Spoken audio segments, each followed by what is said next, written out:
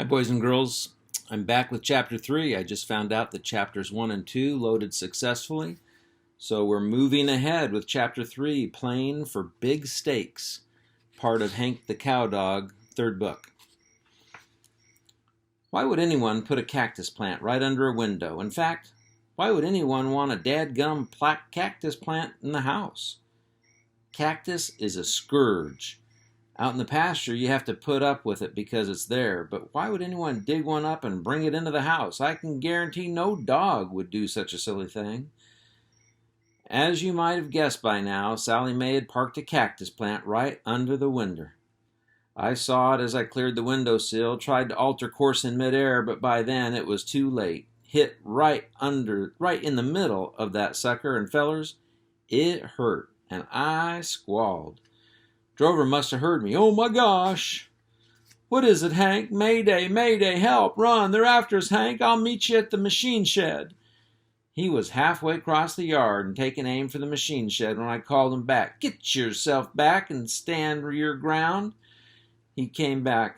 Okay, Hank, but you thought you'd save your own skin and leave me in here without a guard. Is that what you thought? That's very close to treason, Drover. Don't let it happen again. He took up his position under the window, and I went on with my investigation, which was none too easy, since I had cactus spines in my brisket and front paws. It's not easy to limp on both feet at once. The house was quiet, except for the ticking of a clock. I crept through the living room, past a pair of high loafers, dirty socks, and recent issue of West Texas Livestock Weekly. Near the center of the room, I paused to study some photographs on the wall. There was one eloper, another of Sally Mae, and another of the two of them together. Why do humans always grin in their photographs? I moved on, stuck my head into the bedroom, checked it out. Sally Mae had made the bed before she left in such a rush. That's the kind of important clue you look for. The trouble with clues is that you have to figure out what they mean. For instance, Number 1, Sally Mae had made her bed because she knew the end of the world was coming, and she didn't want the world to end with her bed unmade. Or 2, she had made her bed because she thought the world wasn't coming to an end. If she'd thought the end of the world was coming, she wouldn't have cared what her bed looked like. Or 3, she made her bed every day regardless of what the rest of the world was doing. So there you are, a little insight into the kind of heavy analysis that goes into an investigation. I tiptoed into the kitchen and started looking around for the telephone. According to Pete's testimony, Sally Mae had written it on her calendar while she was talking on the phone. Hence, the calendar had to be close to the phone. I was studying the layout of the room when all at once I caught an unusual scent. I had a hunch that it needed checking out. It just might prove to be the missing piece of the puzzle. I sniffed the air until I got my parameters and followed the scent through a door and out to the utility room. The scent grew stronger. I knew I was getting close. This was no ordinary scent. In my many years of security work, I had never encountered a smell quite like this one. I went to the center of the room and took another reading. With no conscious effort on my part, my nose turned 15 degrees to left and stopped. Then lowered 7 degrees and stopped. You might say that my nose had traced out invisible crosshairs and had found the target. I felt myself moving, propelled by an unknown and mysterious force. At times like this, I become a weapon, an instrument guided by secret powers that are known only to the top echelon of cowdogs. Experts have estimated that there are only 3 cowdogs in the entire world who have this kind of ability, and I guess I don't need to point out that I'm one of them. It's a real honor to be listed in the top 3, but as I've said many times before, greatness without grace is mere vanity. So a guy needs to work on his humility, even though he's been listed as one of the top 3. I crept forward. The scent grew stronger. It was indeed a remarkable smell.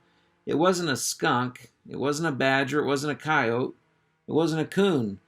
But I had a suspicion that it belonged to an animal of some kind, perhaps a species I had never encountered before, and whatever it was, it had powerful musk glands. Up ahead, I saw 2 objects in a corner behind the back door. The room was dark, and I was relying pretty much on instruments, you might say, which means that I couldn't see very well. But as I drew closer, I began to get a visual reading. These creatures were built into the shape of an L, a strange configuration, to say the least. They had leathery skin and no hair, and unless my eyes deceived me, they had no legs. How they managed to walk with no legs, I don't know. But when it wasn't my job at that point to explain such things.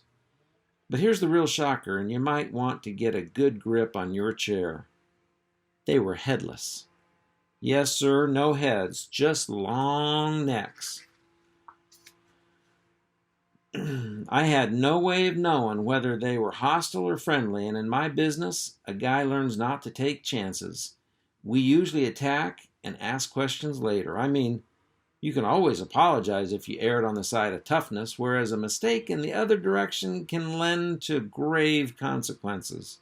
And I mean grave, as in shallow grave or unmarked grave. 3 feet away from the enemy, I stopped and took a final reading. The scent was very strong. It smelled bad. You might even say it was a stink. The creatures hadn't moved. They were just huddled there in the shadows, staring at me. I stared back, let the enemy stare you down. Show the slightest bit of weakness or indecision in your eyes, and they'll come get you. It was time to attack. I coiled my legs under me and flew through the air. Buried both of them under my weight, knocked them to the floor. They must have released their musk because I could hardly stand the smell. I fought and thrashed until I felt their bodies go limp. Then I stepped back and was a little surprised that there wasn't even any blood on the floor. But what surprised me even more, I don't know how to say this, it was a simple case of mistaken identity.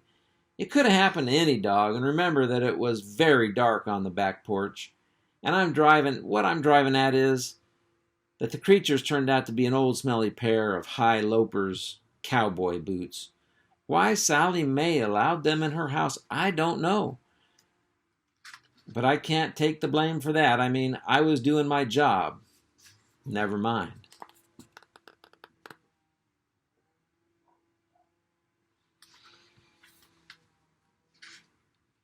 You'd think that when a pair of boots got that old and rank, somebody would throw them away. Well, I'd wasted some valuable time. I had to get back to my investigation. I went into the kitchen. I was in the process of checking out the walls and conducting a search for the phone and calendar when I caught another scent, the kind that makes your mouth water. My ears shot up and my eyes got big, and I went to sniffing the floor, the cabinets under the dinner table, and the more I smelled, the better I liked it. It was driving me nuts. It smelled so good. At last, I went up to my hind legs and looked on top of the table, and there they were, 3 of the biggest, thickest, juiciest, most bodacious, delicious-looking T-bone steaks I'd ever seen. Sally Mae had put them out on the table to thaw. Just then, I heard Drover, "Hank, is anything wrong? Hurry up, I'm getting scared."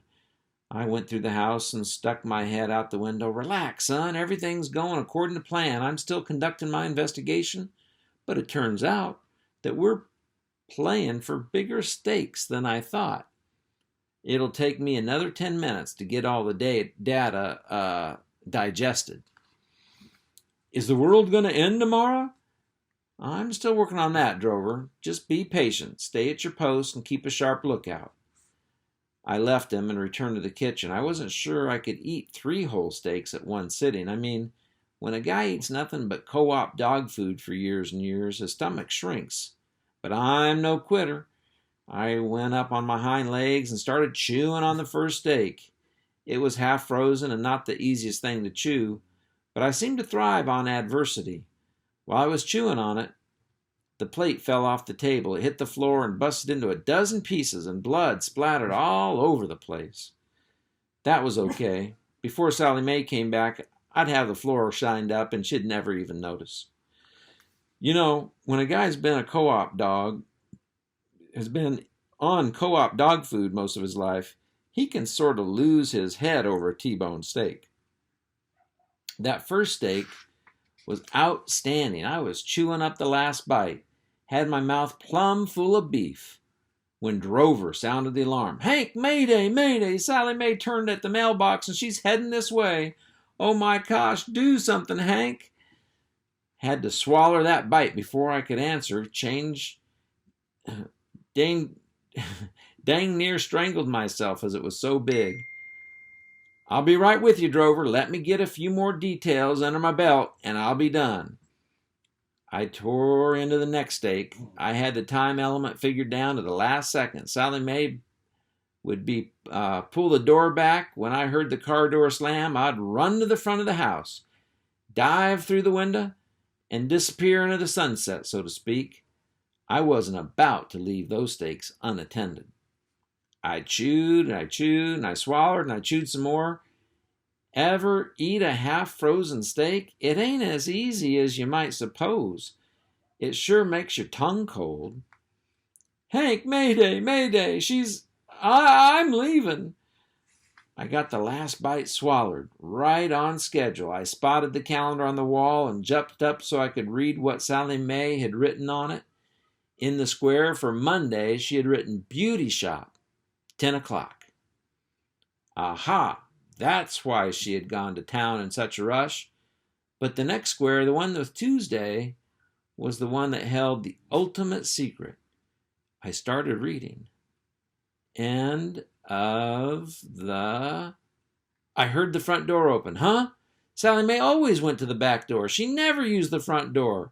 But she was sure as thunder using the front door this time. And I was, by George, trapped.